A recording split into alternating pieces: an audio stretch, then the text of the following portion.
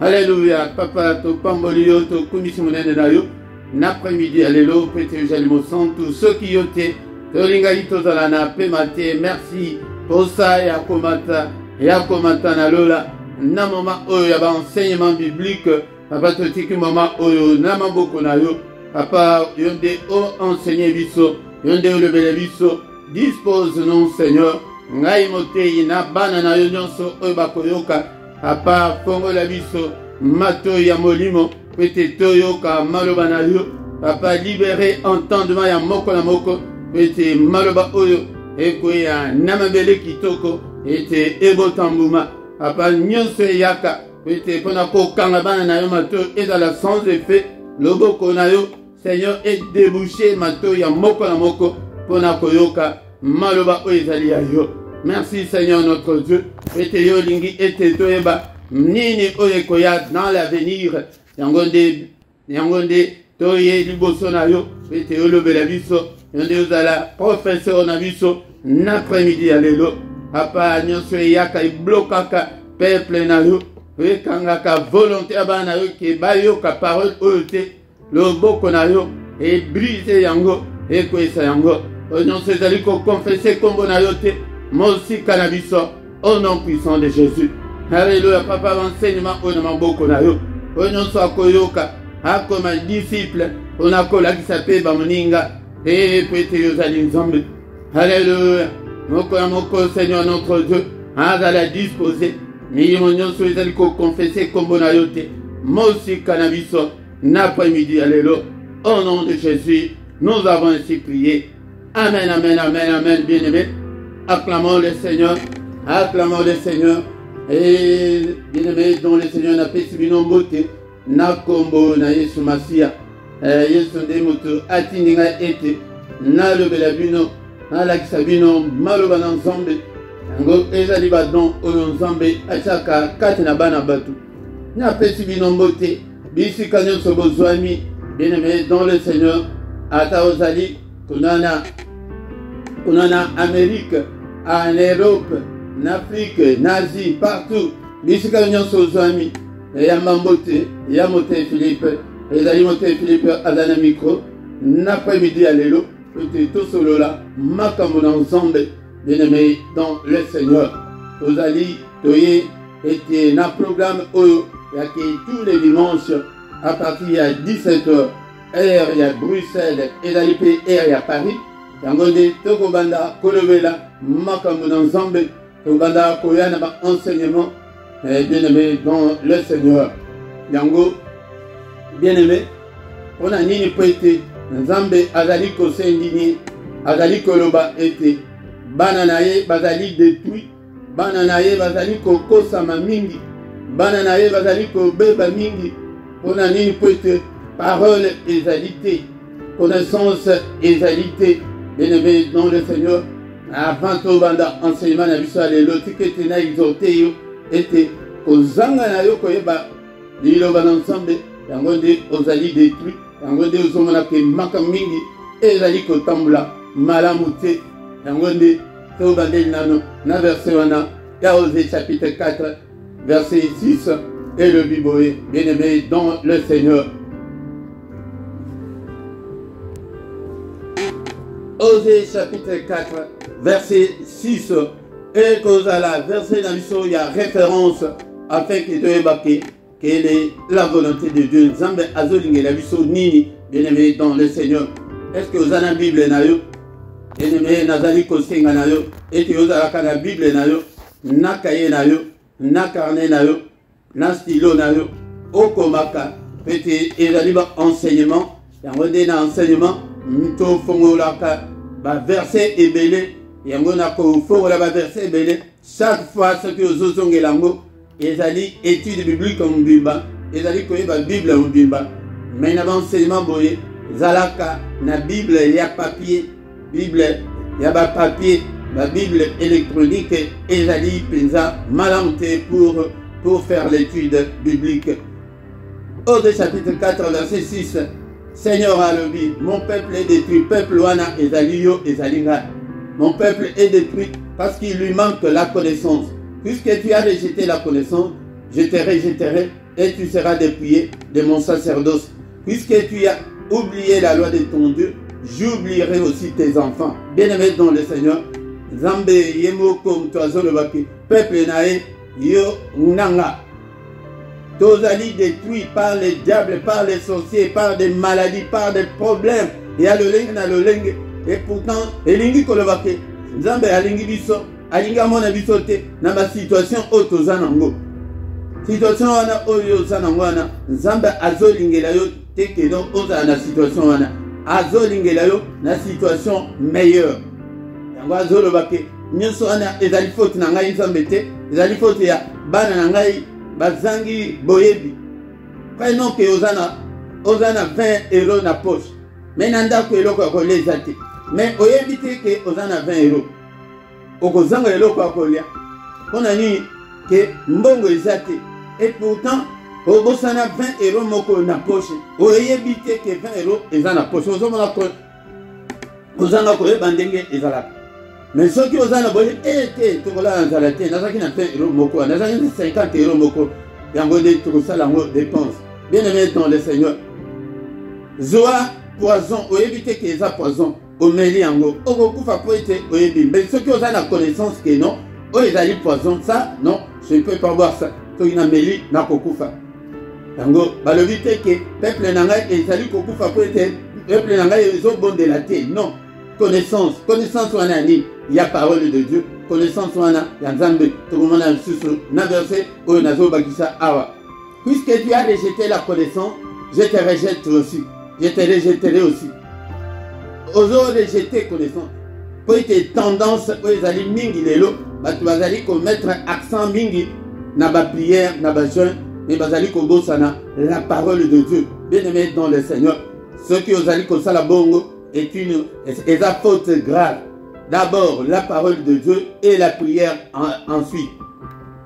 Alléluia. Comme tu as rejeté la connaissance, Zamba le vu que à quoi rejeter yo.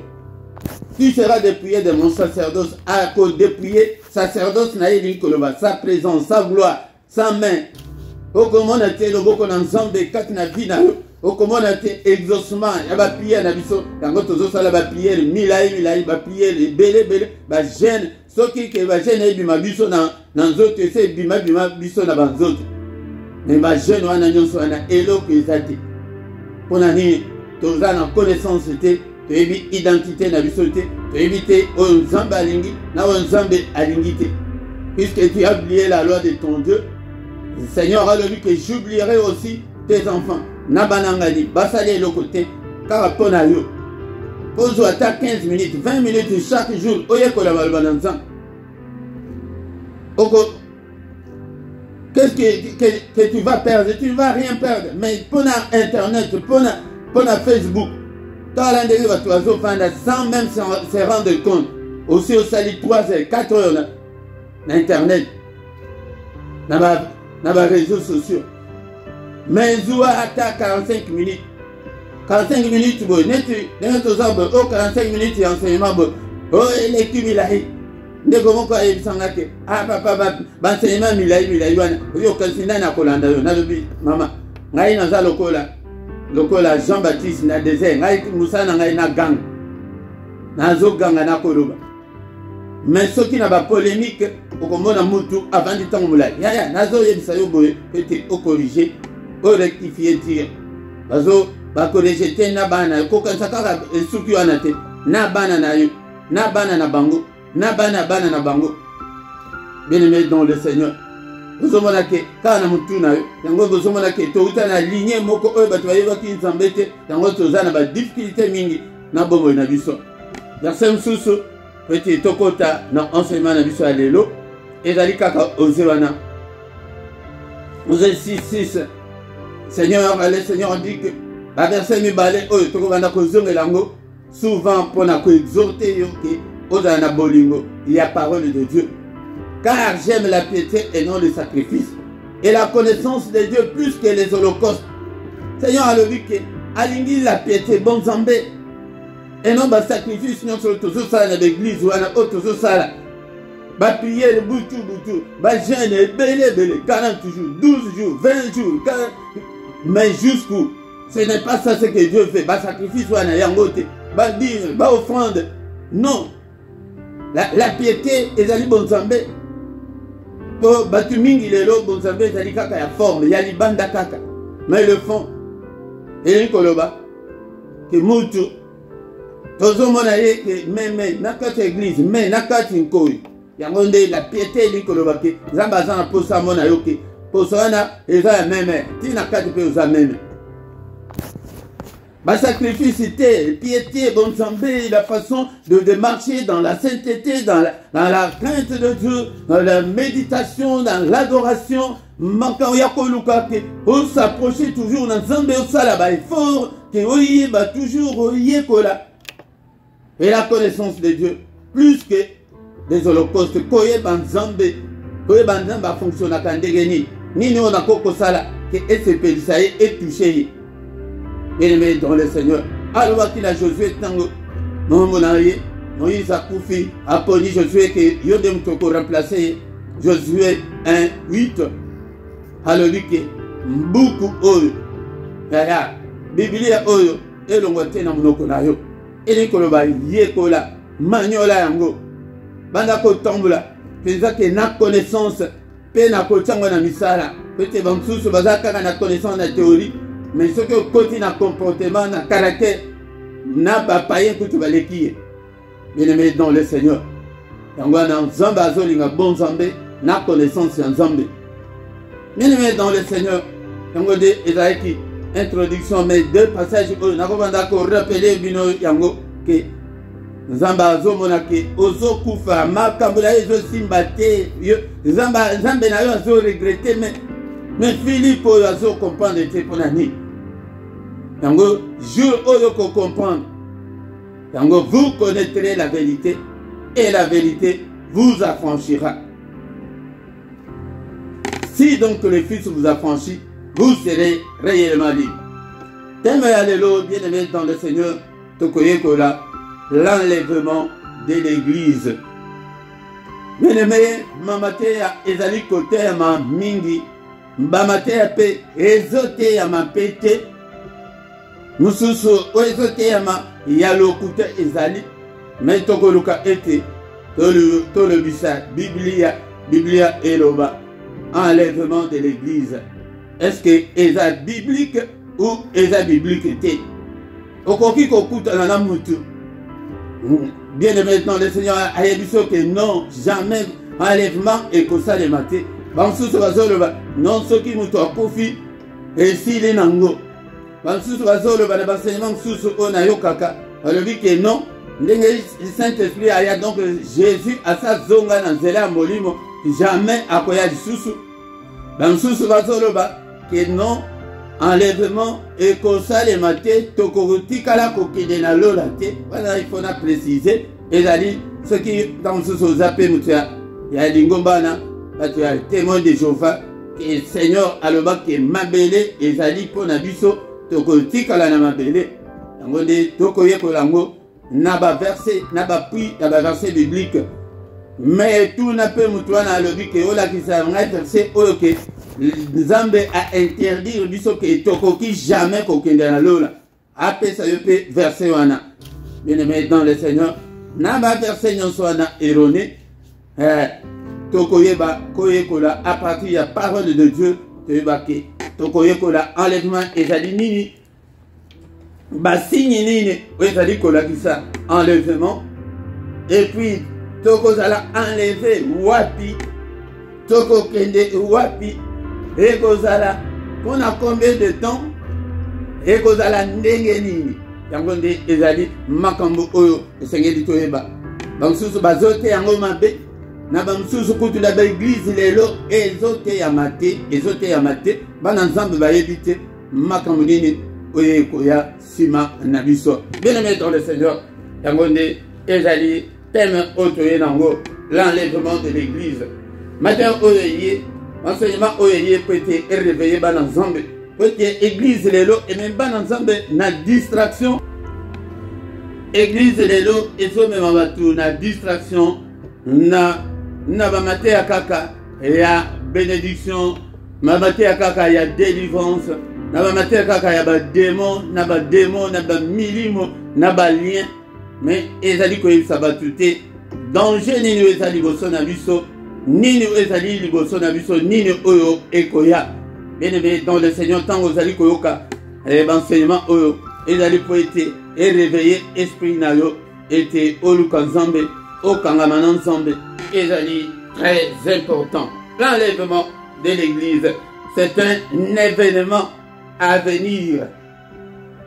Ezali événement oyo ekoya nanu esalamate ndenge ba enseignement mususu ezali kolobama nanu esalamite. Bien-aimé dans le Seigneur, ekosalema ndenge nini enlèvement ezali nini bien-aimé dans le Seigneur. Bien-aimé yango nde tokoyekola yango mukolo na lelo. L'enlèvement, c'est l'action d'enlever.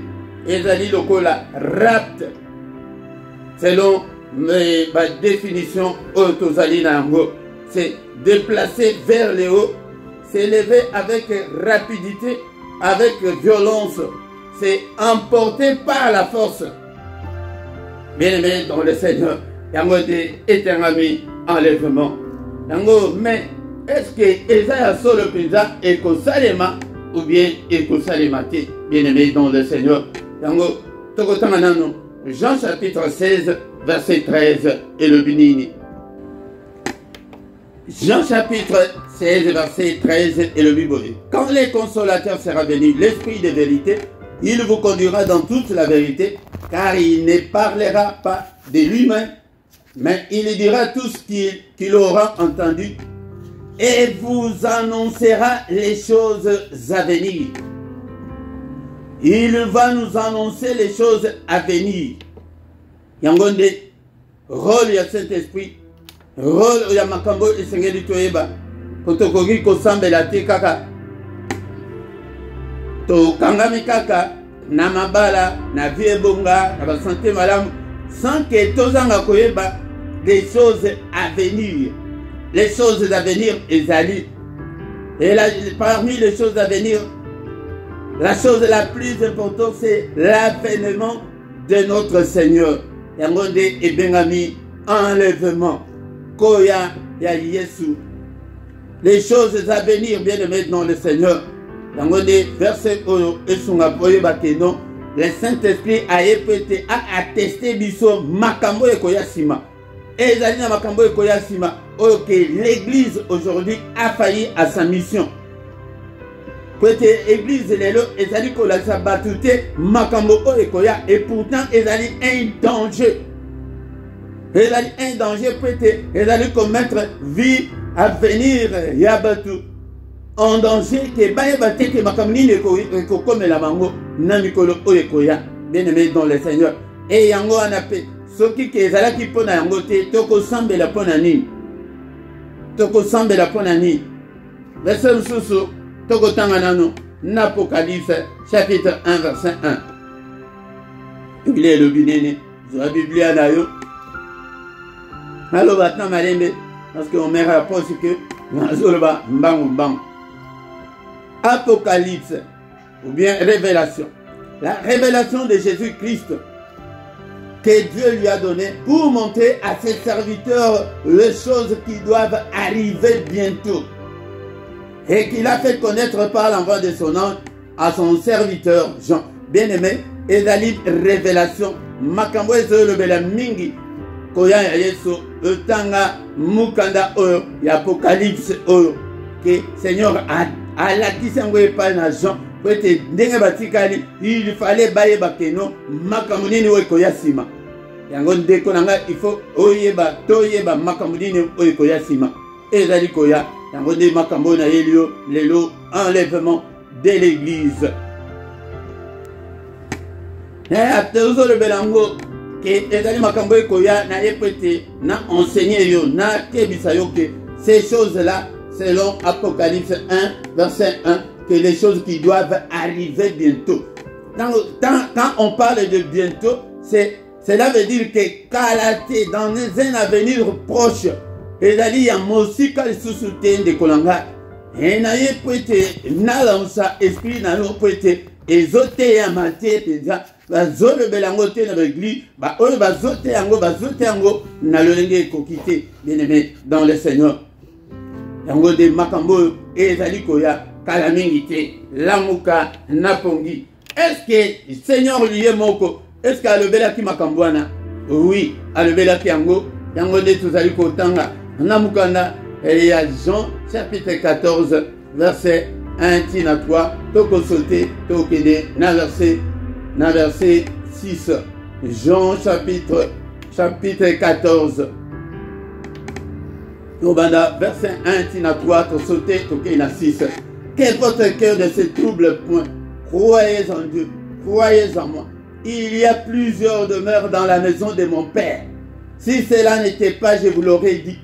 Je vais vous préparer une place. Et lorsque je m'en serai allé et que je vous aurai préparé une place, je reviendrai et je vous prendrai avec moi, afin que là où je suis, vous y soyez aussi. Dans verset 6, Jésus lui dit, je suis le chemin, la vérité et la vie. Nul ne vient au Père que par moi. Ah, Seigneur, adali ko rassurer, baye ko inaye, qu'on a kolakisake, il y a l'enlèvement. L'enlèvement à la Bible.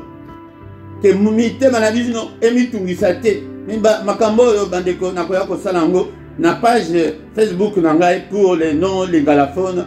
Nakokomango en détail en français pour être esungape baton susu yangonde na page na Facebook soki na komi yango na koyebisa bino ke na komango na détail ke okoki okobanda kotanga yango ata ondenge ozoyo kaboye zongelango mbalebele parce que c'est pour ton avenir, c'est pour ta vie, c'est pour ton âme. Kolanda te onyonso tozo kolanda na l'église et kotikala na mukilo ekotikala na mukili oyo ekosila kala mingi te mais oyo makambo na zoye bisayo na poko alelo ezali makambo ya éternité na yo okoleka ngo wapi. Bien-aimé dans le Seigneur, la promesse est là. Il dit qu'il y a plusieurs demeures dans la maison de mon Père. Mais si que c'est belé, ce qui est à la qui bongote na linga na ibisa binote yango de na zo kende ko préparer bino esika akeko ete a préparer biso bisika. Ah, tozoya nazote bino makama milimu te ya baliente. Ah, ezali relation ya yo na nzambe. Ndengeni loko ko sala pete o hérité makambo oyo. À quoi servirait à un homme de gagner le million des avions, de gagner le mambala, de gagner tout ce que vous voulez là et perdre son âme? Bien aimé dans le Seigneur. Ngana ye kote yo makambo ya éternité na yo. Makambo ya salut ya âme na yo. Alors que nazo kene soki kaka na bongisi place nazo zonga ozomona te ka enlèvement ezali alors que nazo zonga sikoyo baverse welandi tokoyekola akozonga ndenge nini. Est-ce que makolo na ye akolia lisusu na mokili mpo aya kozwa biso tokende mpo alobi ke je viendrai, je vous prendrai avec moi afin que là où je suis vous y soyez aussi. Avant d'accord ndako ya Satan eza na lol yebisa bato ya témoin de Jéhovah ezali invitation tokokende. Yé moko mutu a promettre biso te to souhaiter na biso yango te mais yé moko mutu a eza lokola mutu a organiser fête apesi nga invitation yé moko mokolo fête mutu apesi na kete ke ndenge ozosala fête benga ngai non mokolo fête Philippe natindeli invitation ou bien natali boye na boîte aux lettres na mon invitation boya te boyebisa bango bato ya témoin de Jéhovah yango nde awa tozoyekola mpe todétruire mpe bafausse doctrine bafausse enseignement. alobi ke place oyo ngai nakozala bino mpe bokozala mais mpo tokende place ye azali tokosala ndenge nini? Alobi que je suis le chemin, la vérité et la vie. Nul ne vient au Père que par moi. Yango soki kozaka na kati église soki ozaka kati na Yesu te moyen o hérité makambo yo ezate ndimela na Yesu yango to na ibandeli to lobaki que comment pour être tokende bien aimé dans le Seigneur il faut ndimela na Yesu ozala na ADN spirituel ya Jésus était au kota et oyo ezali makambo ya éternité bien aimé dans le Seigneur ezali makambo ya salut ya âme na yo makambo 90 ans 80 ans autres anango sur la terre eza muke mais éternité ezali ya libela la libela pour ceux qui aura tango okende kolekisa éternité na yo na lifelo na place oyo bapesi punition na diable. Yo mutu okende kozwa punition ndenge moko na diable. Bien aimé, la mouka, makanisi na yo et la mouka. Le seul chemin, c'est Jésus. Le chemin moussou c'est athée. Formule moussou c'est athée. Bouddha te, Mahomet te, Django te. Ma bala na yo wana pété. Église na binote. Longo la paix. Obsession na quatre église. Au monarque, on dirait église na binonde et l'équipe kutu na Jésus. Pasteur na binokutu, on dirait kutu et à l'équipe Jésus. Non. Bien aimé, dans le Seigneur, na collection Jésus, il y a des moutoises chemin. Et n'a pas quoi l'élo, et aux joies décision, il y a collant de Jésus, et il y a quoi la malvan ensemble. Il y a quoi la malvan ensemble, bien aimé, dans le Seigneur. Il y a un tina o aïe qui pour la quoi qu'on fait la biso, bien aimé, dans le Seigneur, mission de Jésus, et là qui était. Dans mon moto, Asumukaki, moto Azangaki, la gloire de Dieu, moto Seigneur Abenganaye, yango moto Azaki sous na droite na présence du Seigneur, moto Azalaki sous héritier te yanzambe, yango le Seigneur aye ko sopa makila naye pour être bisoto hérité makambo oyo. Yango toto tanga sous Romains chapitre 3 verset 23. Bien-aimé, bon enseignement, Ezakalaba verset belé, Zala na place ya kokoma, mais aux alipé na temps moderne, bien-aimé dans le Seigneur, okoki kolandelango sima, ozokoma ba verset na yo, malebe balembe. Romains 3, verset 23, et le biboye, bien-aimé dans le Seigneur. Car tous ont péché et sont privés de la gloire de Dieu. Yango tant que muto asumuki, tant azalaki privé de la gloire de Dieu. Il fallait la rédemption, il fallait le sang de Christ pour réparer yango. Bien aimé dans le Seigneur. Yango de tant où obisoto zali, yango de ebengami tant ya grâce. Bien aimé, enlèvement siko ekosa le mapan. Tant où y a grâce ekosila, yango de enlèvement ekosalema. Mais tant où y a grâce ekosila quand mutu moko a évité de kolanga, yango de nous devons être toujours prêts. Soyons toujours prêts. Soyons toujours prêts de Konanga. Soyons toujours prêts de Konanga. Yango de tant que la grâce au Kessili, yango de Seigneur Akoya. Bien-aimé dans le Seigneur, Ezali Saint-Esprit de Moutou a quoi enlever Église nahe tango temps de la fin et Kosalema. Yango tango a quoi enlever Église. Yango de Makamodion Cécilie. Yango tozali koyekola. C'est un événement de la fin de temps. Les temps de grâce et tous les chrétiens vivants et avec les chrétiens ressuscités seront tous ensemble en un clin d'œil sur les nuées à la rencontre du Seigneur dans les airs. Résumé Yangwana. Et que ça les mandengeni bien aimé dans le Seigneur et que ça les maboye et que ça les en un clin d'œil. D'abord, ils seront ressuscités parce que Archange Moko Akobeta Keleloana était Bangonde Baoe Bakufina no Katina Yesu Bangonde Bakoyo Kango Liboso Basekui Baoe Bakozala vivant Natango Bango et ils seront transformés et à la rencontre de notre Seigneur dans les airs. Appui Nango, nada verset biblique, Yango, Tozali Kotanga, 1 Thessaloniciens, chapitre 4, verset 13, il a 18, bien-aimé, dans les Seigneurs, ils arrivent à verser, ok, il faut convaincre, Bazali Kodimate, la verset Yango à l'appui.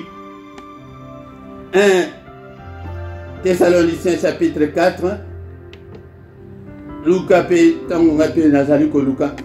Nous ne voulons pas, frères, que vous soyez dans l'ignorance au sujet de ceux qui dorment, afin que vous vous affligez pas comme les autres qui n'ont pas d'espérance.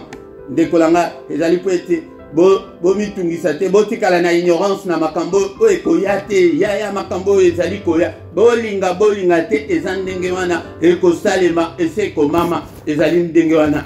Bozanga espérance te, verset 14, dans 1 Thessaloniciens, chapitre 4, et c'est dans verset 14. Car si nous croyons que Jésus est mort et qu'il est ressuscité, croyons aussi que Dieu ramènera par Jésus et avec lui ceux qui sont morts. Et Jésus, à cause que et voici en effet ce que nous vous déclarons d'après la parole du Seigneur.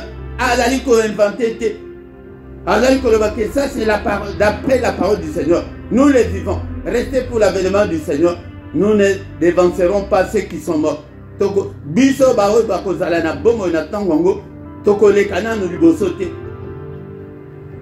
Ba oyo bakufi. Car le Seigneur lui-même a un signal donné à la voix d'un archange, au son de la trompette de Dieu, descendra du ciel. Yemoko, Seigneur Jésus. Yemoko. Tango archange wana akobeta trompette wana. Bien-aimé dans le Seigneur, Seigneur Yemoko akokita.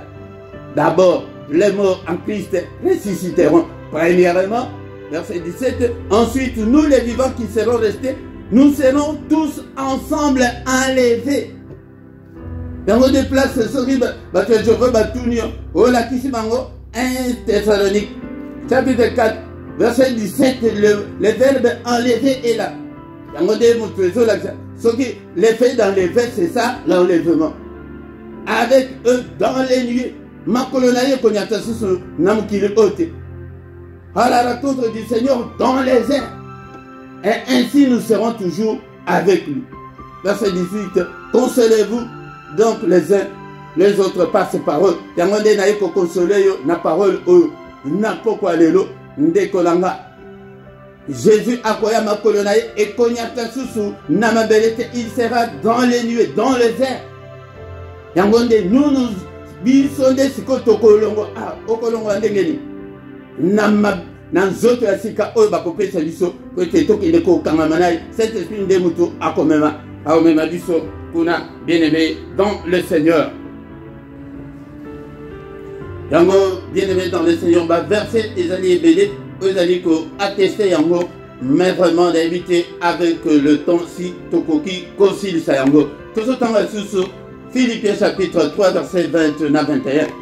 Mais notre cité à nous est dans les cieux, d'où nous attendons aussi comme sauveur le Seigneur Jésus-Christ, qui transformera les corps de notre humiliation en les rendant semblables au corps de sa gloire par le pouvoir qu'il a de s'assujettir toutes choses. Bien-aimés dans le Seigneur, ezali que tokozala transformer nzoto oyo bakopesa biso bakolongola nzoto ya humiliation oyo nzoto ya kilo oyo nzoto ya masumu oyo bakolongola yango de cité na biso ezali awa te na selon Bible ya Semer ya balobi te que notre cité est dans le ciel, balobi que nous sommes les citoyens de ciel, tozali ba citoyens ya lola yango yebisa bato ya Jéhovah que tozali ba citoyens de cieux.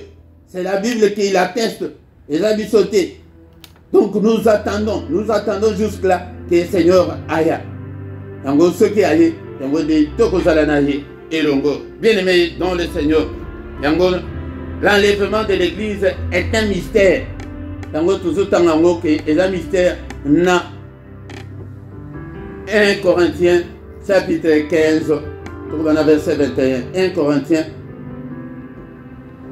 chapitre 15, verset 20, 51, na 58, si nous avons le temps.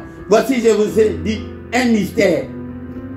Nous ne mourrons pas tous, mais nous tous, nous serons changés en un instant, en un clin d'œil, à la dernière trompette.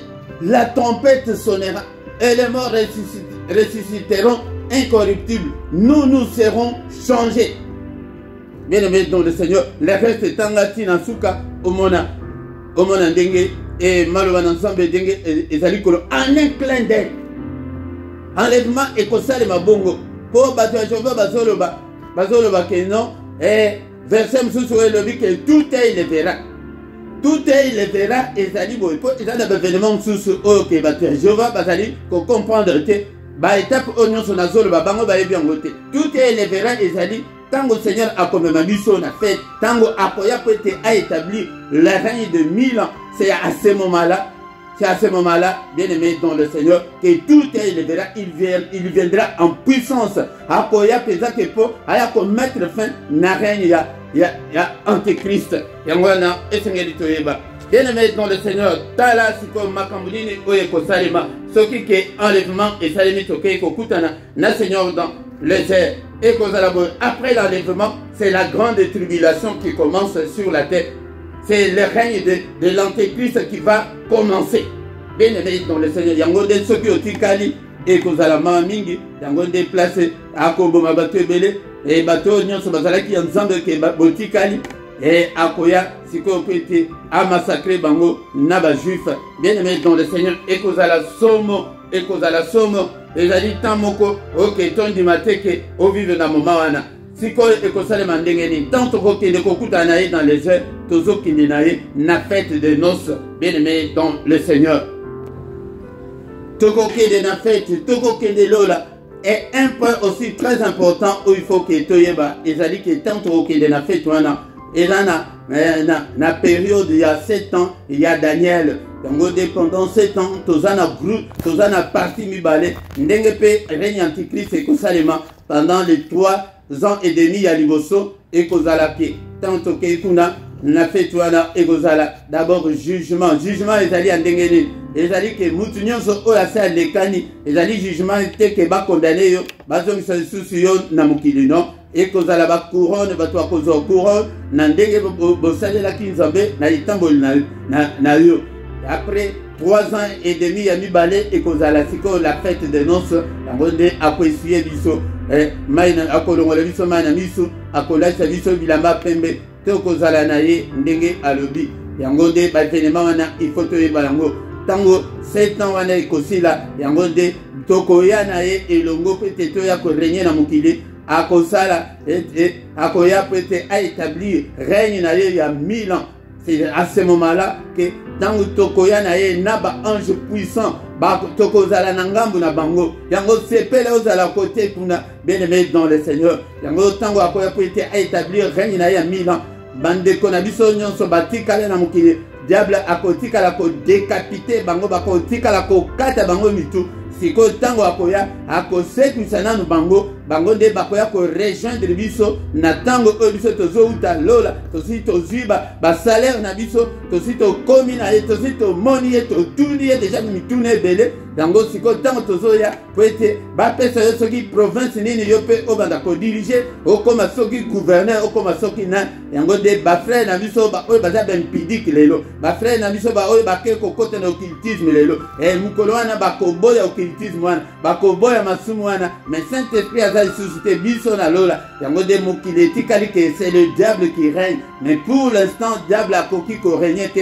parce que le Saint-Esprit est là. Le Saint-Esprit yende mutu azokomande azali ke kopesa mitindo ke okoki kosala bote okoki kotouche bango te to yende mutu azobengela biso protection oyo toza nango lelo. Bien aimé dans le Seigneur, tant que vous allez koyoka makambo te bakotika la ko décapiter okokufa liwa normalité et que vous allez liwa ya ke bakata yo bakokata yo tant susu ndambu yango nde tango sikoyo biso tozoya na Christ po ete toya korégner yango nde bino boyo botikali boyo bozalaka lokolo na kati lokolo libanda yango nde bokosekwa boseki po ete boya ko rejoindre biso yango nde tango wana akoya na puissance na ye avant aya pete aya ko mettre fin na règne ya antichrist akozala na posa ya bana na ye bino bana na ye ya mutu makasi oyo boyokaka te bateti baimpoli bayo nyonso ya makambo mabe botikala ke batikali kodécapite bino makila na bino nde mutu ekosauve bino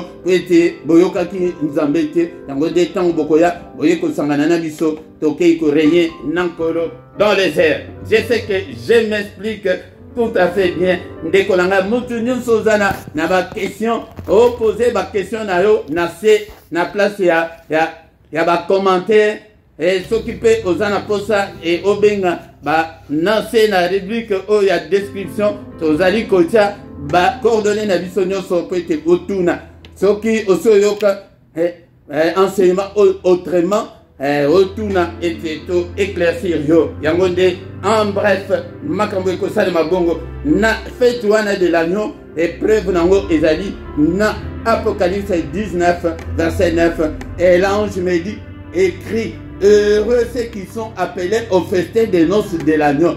Et il me dit, ces paroles sont les véritables paroles de Dieu. Et ça dit paroles incontestables. Moutouako contesté yangote. Et que bazali appelé na ezali ba oyo bakokende siko na enlèvement. Bato oyo bakokende na enlèvement bango nde bato bazali kokende na fête wana des noces de l'agneau. et oyebi ba gâteau nini eza kuna oyebi kolia eza ya ndenge nini kuna d'abord nzoto lisusu te tokozala na nzoto ya sika ifo ndima oluka makambo oyeba yango nazali kozongela yango mwa moke po ete ezali motuna oyo ezali kotunama mingi ezali mpe makambo oyo bato mingi bayebi te ndenge tolobaki na 1 Thessaloniciens chapitre 4 verset 17 que ensuite nous les vivants nous serons qui seront restés nous serons ensemble enlevés avec eux dans le nuée à la rencontre de notre Seigneur dans les airs. Ainsi nous serons toujours avec le Seigneur. Nous serons toujours avec le Seigneur. Donc ceux qui kaka toke kokuta na le biko na yo yango mobimba yango wana benebe dans le Seigneur na zongeli na momuke c'est ma personne na poite bana nzambe bo comprendre malan ezali makambo ekoya mais oyo ke ezali côté ya maté ezali koloba maté na kate église benebe dans le Seigneur ou bien au ratango au tikali na règne antéchrist ou bien au kei na fête nankolo ye moko muto abengi biso bato oyo bazoboya soki boboyi kokende eloba mokei moko ke ata lolango soki ke nzambe alobi lelo keno mutu nyonso condition eza lisusu te boya bokota okomona bato mosusu baboyi ke ngai na kokende te mawa mingi mpona mutu point mosusu oyo nalingaki na souligner lisusu à ne pas confondre l'enlèvement de l'église et la fin du monde. La fin du monde ezali mosika ezali nano awa te ba événement ekoleka nano ebele d'abord l'avènement de Christ koya nano ya Christ yango ekomettre fin Nathan ya grâce et puis règne antichrist et puis Christ na ba oyo ya ye na kati ya fête de noces pendant le 7 années sabbatique il y a Daniel yango nde ba étape oyo ezali koleka et enfin ezali tango fête ekosila tango siko période ya antéchrist ekosila na kati ya mokili bakoya bako pendant les règnes de 1000 ans Seigneur akokanga ye akotia ye na prison pendant 1000 ans monde ekovivre sans Satan ndenge monde vivre et pendant 7 ans sans Dieu et monde siko ekoya ko vivre sans Satan pendant 1000 ans avec Christ yango nde ezali ba événement oyo Seigneur ete bana nzambe boyeba soki siko 1000 ans ici c'est à ce moment-là que le jugement dernier va commencer. C'est à ce moment-là, après le jugement dernier, que Satan sera condamné et jeté dans le lac de feu et de soufre. Bien aimé dans le Seigneur. Et d'aller makambo, Seigneur Toeba. Point msuso na lingi na lobela suso kwete toeba kwete tozomona ona lotaki ona kedeki na enfer na enfer jusque là Seigneur abombango mutumoko ya bi place enfer les athées mutumoko nano akoti na enfer te ti ndenge tozoloba na binoti na pokwa oibo tangu siko tangu ya règne wana ya antéchrist ekosila les faux prophètes na l'antéchrist bango nde bato ya liboso bakokende na enfer moni ona na kendeki ona keko mona mubutu na enfer na mona kikingandi na enfer lokuta mutumoko nano akoti na enfer te ezali ba point oke ne sengela ki ete na lobela bilo bana nzambe haleluya mais bilembo nini okoyeba ke non et makambo oyo ekomi pembeni ndeko nanga nazomona miniti na ngai ezali kokende mingi mais toyekola toyoka maloba na nzambe tozolekisa batemps mingi na bafutilité mais makambo ekoya oyo ezali koya nsima na biso esengeli bino bana nzambe boyeba yango ezali très important bakendeki kotuna ye mais Seigneur yebisa biso signe ya avènement na yo ekozala ndenge nini tozokende na Matthieu 24 baversion mosusu bino moko botanga yango ndeko na ngai yango nde nalingi ete kokebisa bana nzambe ete biso Seigneur apesi biso donc ya koenseigner et enseigner bana nzambe. Matthieu 24 commandant verset 3. Il s'assit sur la montagne des Oliviers et les disciples vinrent en particulier lui faire cette question. Dis-nous, quand cela arrivera-t-il et quel sera le signe de ton avènement et de la fin du monde? Il y a l'avènement et la fin du monde. L'avènement est ali koya wana l'enlèvement. Il y a deux choses ici. L'avènement, il y a Christ et Ali, c'est l'enlèvement de l'église. Tant qu'on a prêté à élu naïe. Yango église etikali na musala ya ko préparer bato pour l'avènement de Christ. et non pour la délivrance, et non pour la bénédiction. Le rôle de l'église, bien sûr, tokoko, exact que pour tous les langues qui sont dans la pauvreté, mais en même temps, en même temps, vous allez veiller pour l'avènement. C'est pour le salut de ton âme. C'est pour le salut de ton âme. Attention, attention. Jésus leur répondit que personne ne vous séduise. Bien aimé, dans le Seigneur, il y a un verset 36, je pense, oui. Verset 36. Pour ce qui est du jour et de l'heure, personne n'est laissé, ni les anges de cieux, ni les fils, mais le Père seul. Bon amoukolo, moutou a évité. Mais ce que au Matthieu 24, oh nyonso, tanga wana malembe, au komona bilembo nyonso, yaba guerre, yaba déluge, yaba makamnyonso les osalema, tu boyoka les âges sous-soutés, au tala, au mona makambo, si na basi bakomi ko balana, mibale na mibale bakomi ko balana, motema mabe, leki makasi, bien aimé dans le Seigneur, l'avènement. Pas la fin du monde. La fin du monde, c'est autre chose. L'avènement, c'est Koya na Yewana. Akoya, bien-aimé, donc le Seigneur. On a corrigé ce suba, Aïché, Salami, Saint-Esprit, Asaya, et l'Okomoko Isate, les Thessaloniciens, chapitre 2, verset 1 à 2. Pour ce qui concerne l'avènement de notre Seigneur, Jésus-Christ et notre réunion avec lui, nous vous prions, frères, de ne pas vous laisser facilement ébranler dans leur bon sens, de ne pas vous laisser troubler, soit par quelques inspirations, soit par quelques paroles, ou par quelques lettres qu'on dirait venir de nous, comme si les jours du Seigneur étaient déjà là. Et ça, bon côté, comme si les jours du Seigneur étaient là. Et ça, bien aimé dans le Seigneur. Nous autres, on a 2 Pierre 3, verset 1, il a dit, mais dans un aposa était tout en verset 1, il a 4. Voici, bien aimé, la seconde lettre que je vous ai écrite, dans l'une et dans l'autre, je cherche à éveiller par des avertissements votre saine intelligence, afin que vous vous souveniez des choses annoncées d'avance par les saints prophètes et du commandement du Seigneur et Sauveur, enseigné par vos apôtres, sachant avant tout que dans les derniers jours, il viendra de moquer avec les railleries, marchant selon leur propre convoitise, disant: où est la promesse de cet avènement? Et wapi promesse wana? Et banda baloba, car depuis que nos pères sont morts, tout demeure comme de le commencement de la création. Bako banda ko sekango, bien aimé dans le Seigneur. Yangote biso tokoki kozala lokola bangote, il faut que l'avènement là ezali sur Seigneur luyemoko mutu attesta yango. Bien aimé, pour la kosilisa tozali kotanga susu maloba na Nzambe. Bien-aimé, Totangi Susu, Hébreux chapitre 6, verset 10, et le Biboye. Car Dieu n'est pas injuste pour oublier votre travail et l'amour que vous avez montré pour son nom, ayant rendu et rendant encore des services au sein. Kobangate, Nzambe, Azali Mutute, Abosana, Bola Munyonso, Saint-Tété, Ozaliko, s'efforcer au Tambulawana, Akobosana Yote, de Kolanga, Akomemayo, dans les airs. Est-ce que vous avez un Saint-Esprit Katinayo? Saint-Esprit, il y a des moutons comme Mabatina Lola. Ozana yesu abanda kati na yo yaya ozotambula malamu kobanga te ndeko na ngai yango nde toyena verset oyo mpona kosilisa tozana bango misato ya mibale ezali tokotanga susu na mokala ya 1 Corinthiens chapitre 15 verset 58.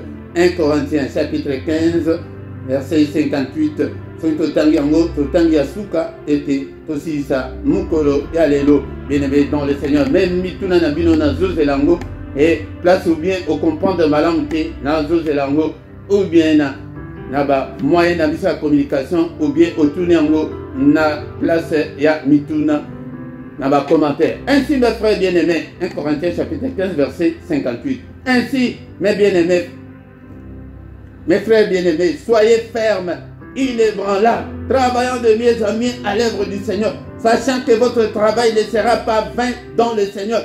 Bien-aimés dans le Seigneur, on va dire conclure que l'enlèvement est allé sûr et certain. Tu vas babebisa enseignement bate yango batute batu bayeba boyeba te ekosalema mais naye po ete oyeba yango ntango ozoyoka boye tayeya mpe moto mosusu po ete Seigneur abengi biso po ete tozala badisciple yaya matin yokango bambale belé au comprendre très bien. Soyez ferme, inébranlable, travaillez de mieux en mieux. Ata makambo zoluka na no simbite yaya otozo zelande ya munene koleka. Yako kende kokuta nankolo dans les heures. Yako kende kokuta nankolo dans les heures. Yangonde enlèvement otoyekolo belalelo. Makolo na yeko nyatana sete un signal donné. La voix archange, trompette et kobeta. Le Seigneur lui-même descendra. Il viendra pour nous accueillir dans les airs. Cet esprit a le but que Talabawe Bakoufi na sécurisé Bango, Talabawe Bazaki na Bongo, Tala na transformé Bango, Bango le Seigneur. Tomemani, Tokeisiko na salle la fête et annonce wana. Pendant 7 ans sabbatiques, il y a Daniel, bien-aimé dans le Seigneur. Ça travaillait de mieux en mieux. Bongisa, Ozobona qui est placé au Bozo Simbate, Ozobongisa. Verset à Soukandenga Tolobi, et la Philippiens chapitre 4, verset 1. Et le binini, Philippiens chapitre 4, verset 1. Tant que Komuana, Komina Souka, Yaya, Makambo, qu'on s'est limité, Karateke, on dirait que vie, on dirait ici, Anna Mokido, non, bien-aimé dans le Seigneur.